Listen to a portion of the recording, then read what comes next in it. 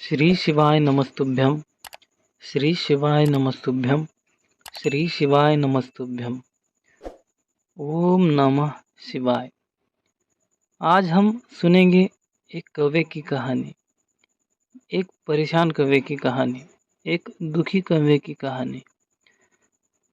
एक बार एक कौवा एक वृक्ष के ऊपर बैठा हुआ था और उसी वृक्ष के बाजू में एक दूसरे वृक्ष पर मैना बैठी हुई थी। मैना अपनी मधुर आवाज़ में गा रही थी और उसी पेड़ के नीचे दो मनुष्य बैठे थे। मनुष्य बहुत थके हुए थे और वो उधर विश्राम के लिए बैठे थे उसी पेड़ के पास में। तो वो एक दूसरे से चर्चा करते हुए बोले। पहला बोला, इस मैना की आवाज़ कितनी अच्छी है, कितनी मधुर गा रही है। मुझे तो इसकी आवाज़ सुनकर बड़ी शांति महसूस हो रही है। दूसरा भी बोला, हाँ हाँ, मुझे भी बड़ी शांति महसूस हो रही है। ऐसा लग रहा है कि मैं इस मैना का आवाज़ सुनता ही रहूं। वो दोनों बड़ी आनंद से मैना के गाने की आवाज़ सुन रहे थे और मैना गा रही थी। मैना गाते गाते थक गई और थोड़ी देर बाद शांत रह गई और परिसर में एक शांति सी छा गई। थोड़ी ही देर बाद कौवा गाने लगा और वो दोनों इंसान जो उस वृक्ष के नीचे बैठे थे वो कौवे की आवाज़ से परेशान हो गए। वो एक दूसरे से कहने लगे कि ये कौवा ये तो पूरा पका रहा है, बहुत बेसुरा गा रहा है, क्या करे। मैं तो यहाँ बैठ बैठ करके अब पक चुका हूँ, अब तो मेरा तो इधर से उठ करके जाने का मन कर रहा है। दूसरा भी बोला, हाँ भाई, हम क्यों उठे, हम तो इस कौवे को ही भगा देते हैं। उन्होंने पत्थर उठाकर कौवे को मारने शुरू कर दिया और कौवे को वहाँ से उड़कर जाना पड़ा। थोड़ी देर बाद वह दोनों इंसान विश्राम करके वहाँ से निकल गए। कौवा फिर से उड़कर वापस अपनी जगह पे आया और कोयल के पास जाकर बोला, बहन क्या करूँ, मुझे तो भगवान ने ये ऐसा काला रूप दिया और ऊपर से मेरी आवाज़ भी बहुत बदसूरत बना दी। मैं क्या करूं, मेरा तो अभी इस ज़िंदगी में मन ही नहीं लगता। मैं तो मर जाऊं तो ही अच्छा है। तो कोयल बोली, हाँ क्या करी भैया, अब तो सबको सबकी ज़िंदगी में कुछ न कुछ तो दुख रहता ही है। तो को तुम्हारे हित में जो है तुम वैसे ही जीना पड़ेगा। तो कौवा बोला, क्या मैं नहीं कोयल बन सकता, मुझे नहीं तुम्हारे जैसे आवाज़ मिल सकती। तो कोयल बोली, भैया विधि के विधान को कौन बदल सकता है, विधि के विधान क्या हमारे हाथ में है, जो विधि में है वही होता है, हम उसे नहीं बदल से हम उसे नहीं बदल सकते। हाँ, एक व्यक्ति है, एक जगह है जहाँ विधि को विधान को बदला जा सकता है। कौवा बोला, कौन सी जगह, कौन बदल सकता है। तो वो मैना बोली, भगवान शिव, देवों के देव महादेव, वो इस सृष्टि के रचयिता है, वो विधि के भी विधाता है। वो तुम्हें कौवे से कोयल भी बना सकते हैं और राजा को रंक बना सकते हैं, गरीब को अमीर कर सकते हैं और अमीर को कब भिखारी कर देंगे इसका तो पता भी नहीं चलेगा।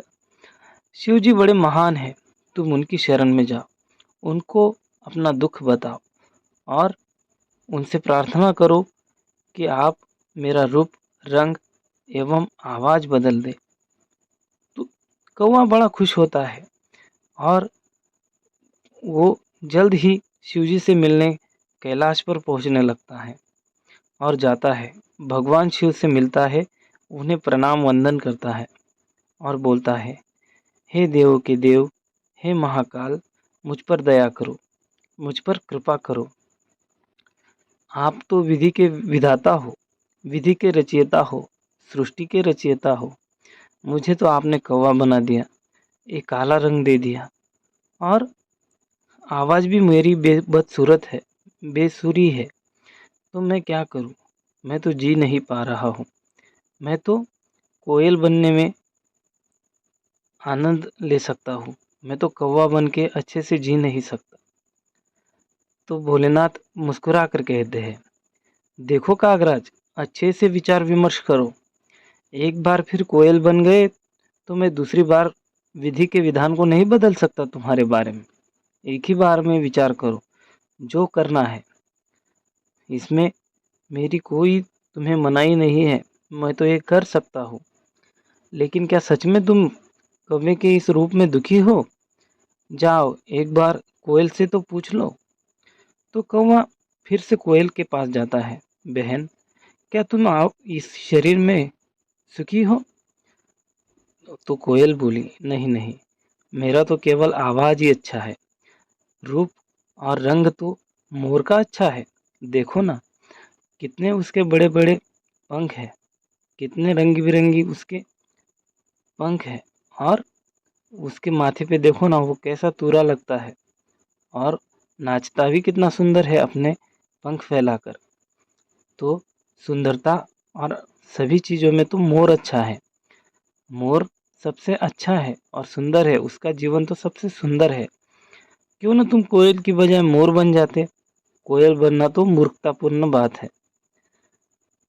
तो कौवा कहता है, मैना बहन, बहुत बहुत शुक्रिया, नहीं तो आज मैं विधि के विधान को बदल देता और शिवजी मुझे कोयल बना देते। तुमने बहुत अच्छा मार्गदर्शन किया। अब मैं भोलेनाथ के पास जाकर बताऊंगा कि मुझे कोयल नहीं बल्कि मोर बनना है। तो वह कौवा फिर से शिवजी के पास जाता है। हे दीनानाथ, दया करें, मैं कोयल से मिलकर के आया। उसने मुझे बताया कि सबसे अच्छा जीवन तो मोर का है। मोर को ही सबसे अच्छा सुंदर शरीर और आवाज़ और शरीर, पंख, सब कुछ मोर को ही अच्छा मिला है। क्यों ना मुझे आप मोर ही बना देते? शिवजी फिर से मुस्कुराते हैं, मुझे तो कोई ऐतराज़ नहीं है कागराज, लेकिन फिर भी क्यों न तुम एक बार मोर से ही पूछ लेते कि तुम्हारा जीवन कैसा है। तो बाद में तुम्हें पछतावा नहीं होगा, क्योंकि मैं ये बात सिर्फ एक ही बार कर सकता हूँ, बार बार नहीं। जाओ एक बार मोर से तो मिल लो। फिर कागराज मोर के पास जाता है और मोर से मिलता है। मिलकर कहता है, क्यों मोर, तुम्हारा जीवन तो बहुत सुखी है, क्योंकि भगवान ने तुम्हें इतना अच्छा शरीर दिया, इतने सुंदर सुंदर पंख और इतना लंबा सा माथे पे तुरा भी दिया है। और तुम्हारा रूप ही निराला है।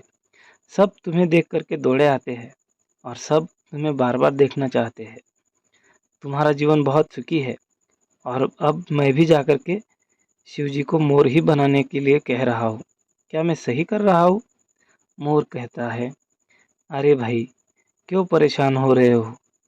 मेरे ये सुंदर सुंदर पंख देख करके लोग मुझे मारने आते हैं और मेरे पंखों से कुछ न कुछ नई नई चीज़ें बनाते हैं। और खाने के लिए मुझे सांप बिच्छू खाने पड़ते हैं। ना ही मैं अच्छा भोजन कर पाता हूँ और ना ही लोग मुझे खुश रहने देते हैं। मैं जहाँ भी दिख जाऊँ, लोग मेरे पीछे पड़ जाते हैं। क्यों परेशानी भरी दर्द भरी ज़िंदगी जीते हो? कुछ उससे तो अच्छा तुम और कोई दूसरा बन जाते तो अच्छा हो जाता। तुम तोता बन जाते तो अच्छा हो जाता। उसको तो देखो, लाल लाल चोंच है और हरी भरी उसकी पंख है। उससे तो कोई परेशानी नहीं है। क्यों ना तुम तोता ही बन जाते? और फिर वो कौवा मोर का भी धन्यवाद करके फिर वापस शिवजी के पास जाता है और कहता है कि हे भोलेनाथ, मोर कहता है कि मैं भी बहुत परेशान हूँ। सबसे सुखी तो तोता है, क्यों ना तुम तोता ही बन जाओ। हे प्रभु, क्यों ना आप मुझे तोता ही बना दे। तो भोलेनाथ कहते हैं, हे कौवे, हे कागराज, तुम एक बार विचार विमर्श करो और तोते से भी मिल करके देख लो। बाद में फिर मैं विधि को विधान को बार बार नहीं बदल सकता। एक बार तोते को मिलने का प्रयास करो और मिल करके बाद में मेरे पास आओ। तो कौवा बाद में तोते को मिलने जाता है और तोता से पूछता है, हे तोता भैया, तुम्हारा जीवन तो बहुत सुखी है। तुम तो बोल भी सकते हो, तुम तो अच्छे से उड़ भी सकते हो और तुम्हारी चोंच देखो कितनी अच्छी है। तुम्हारा रंग भी देखो कितना हरा भरा है। तुम्हारा जीवन तो बहुत प्रसन्नतापूर्वक गुजर रहा होगा। तो तोता कहता है, हे कौवा भाई, क्या करूं, मेरी परेशानी कौन जाने। मुझे तो हर कोई देखकर ही पिंजरे में कैद करने का प्रयत्न करता है, और मैं तो बोली भाषा जानने के कारण हर कोई मेरा मित्र बनता है, लेकिन मित्र जैसा व्यवहार मेरे साथ कोई नहीं करता। हर किसी की मुझे कैदी बना करके रखने की इच्छा होती है, और ऐसा कैदी का जीवन कौन जीना चाहता है। इससे अच्छा तो मैं मर ही गया, और मर जाता तो बेहतर होता। कैदी का क्या ज़िंदगी होती है। तो कौवा कहता है, अब तो मेरा दिमाग नहीं चल पा रहा, मैं बनूँ तो क्या बनूँ।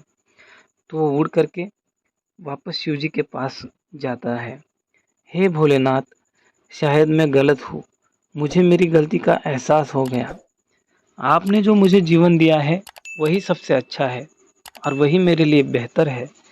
और न जाने कितनी गलतियाँ मैं कर बैठा, कभी मैं कौवा तो कभी मोर, कभी कोयल तो मैं कभी तोता बनने की सोच रहा था।